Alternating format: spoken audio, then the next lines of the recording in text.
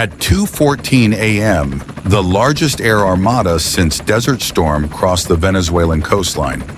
On paper, this was a suicide mission. Caracas is protected by the densest air defense network in the Western Hemisphere. Russian-made S-300s, Buk M2s, systems explicitly designed to turn American aircraft into scrap metal. As 150 coalition aircraft breached the airspace, the world held its breath, waiting for the sky to light up. But then, nothing. No radar lock, no scramble, no fire. The Pentagon calls it electronic supremacy, but intelligence sources in Bogotá and DC are whispering a different story. The shield wasn't broken, it was lowered. Nicolas Maduro wasn't just captured, he was purchased. The question isn't how the US got in, it's who opened the door. To understand why the events of January 3rd are so suspicious, you first have to understand the sheer scale of the obstacle. For 2 decades, the Bolivarian regime didn't buy schools or hospitals. They bought insurance. Since 2008, Venezuela has spent an estimated $11 billion on Russian military hardware. They built what strategists call an A2/AD bubble, anti-access/area denial. The crown jewel? The S-300VM. This isn't just a missile launcher, it's a mobile beast capable of tracking 100 targets simultaneously. It can engage stealth fighters before they even open their weapons bays. Placed strategically around Caracas, these batteries made the capital a no-fly zone for anything without a death wish. This is why previous attempts failed. Operation Gideon in 2020 was a joke. Men on fishing boats against a fortified military state. Even the Pentagon hesitated. A direct conflict would mean massive casualties. It would be an air war rivaling the opening days of Ukraine. Maduro knew this. He felt safe. He slept in Fuerte Tiuna, the most heavily guarded military base in South America, surrounded by Cuban counterintelligence agents whose only job was to sniff out loyalty tests. He thought the walls were high enough to keep the Americans out. But he made a fatal calculation. He forgot that walls only work if the man holding the keys still wants you to be king. Every man has a price. The United States just had to find it. For years, the bounty on Maduro's head was $15 million. High, but not betray your country high. But in late 2025, the dynamic shifted. The Ya Casi Venezuela movement, spearheaded by Eric Prince, began crowdsourcing a regime change fund. The bounty effectively tripled. Suddenly, the calculus changed for the inner circle. Let's look at the suspects. Suspect number 1, Vladimir Padrino Lopez, the Minister of Defense. For a decade, he has been the ultimate survivor. He stopped the 2019 coup. He stood by Maduro through hyperinflation and sanctions. But intelligence reports suggest Padrino saw the writing on the wall. The economy was dead. The oil infrastructure was crumbling. And he is a pragmatic man. Sources indicate that back-channel talks between Padrino and the CIA have existed for years. The offer? Simple. Hand him over and you keep your freedom.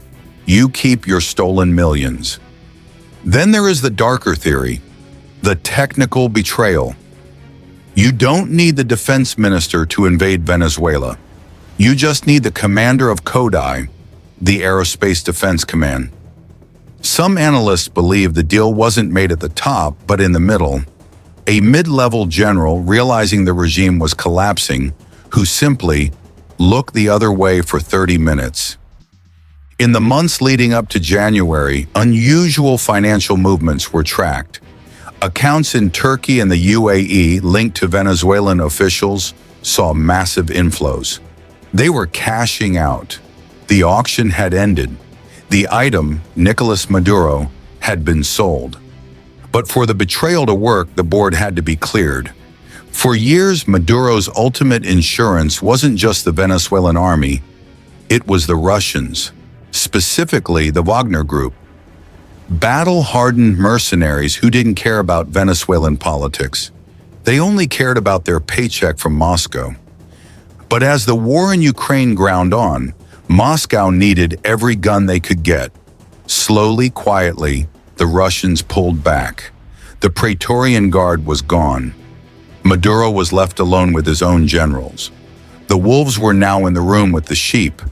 The CIA exploited this vacuum with a classic psychological weapon, the prisoner's dilemma. The message sent to Caracas was simple. The regime will fall. The first general to give us the location gets amnesty and keeps their money. The second general goes to ADX Florence for life. It sparked a race to the bottom. They weren't fighting to save Maduro anymore. They were fighting to be the first one to sell him. Which brings us back to January 3rd. When the U.S. helicopters crossed the coastline, they weren't flying blind. They were flying on a digital carpet. We now know that at 1:55 a.m., a software update was pushed to the Central Radar Command in Caracas. It didn't shut the system down. That would have triggered an alarm. Instead, it created a ghost loop. The operators looking at their screens saw a quiet, empty night. In reality, 20 Blackhawks were thundering through the valleys just a few hundred feet above the ground. The man who authorized that software patch? He is likely sitting on a beach in Miami right now. The extraction at the presidential palace wasn't a firefight, it was a handover. According to leaked comms, when the breach team kicked down the door to the safe room, Maduro wasn't sleeping. He was dressed, packed, waiting. He looked at his own personal security detail, men he had paid and fed for years, and realized they were the ones who had unlocked the door from the outside. The sun rose on a new Venezuela, but a terrified world. Washington celebrated Operation Absolute Resolve as a victory for democracy. But in Beijing and Moscow, the mood was icy. They didn't see a liberation. They saw a terrifying new reality. If the United States can turn off a Russian-made air defense system, if they can buy the loyalty of a sovereign nation's top generals, then who is safe? The capture of Maduro proved that, in the 21st century, you don't need to conquer a country to topple it. You just need to buy the login credentials. We may never know the specific name of the man who collected the bounty. The CIA doesn't publish receipts. But look closely at the new transition government in Caracas. Look for the old faces, the generals who didn't go to jail, the ones who kept their villas. History teaches us that every dictator builds a statue of himself, but eventually someone always sells the copper for scrap.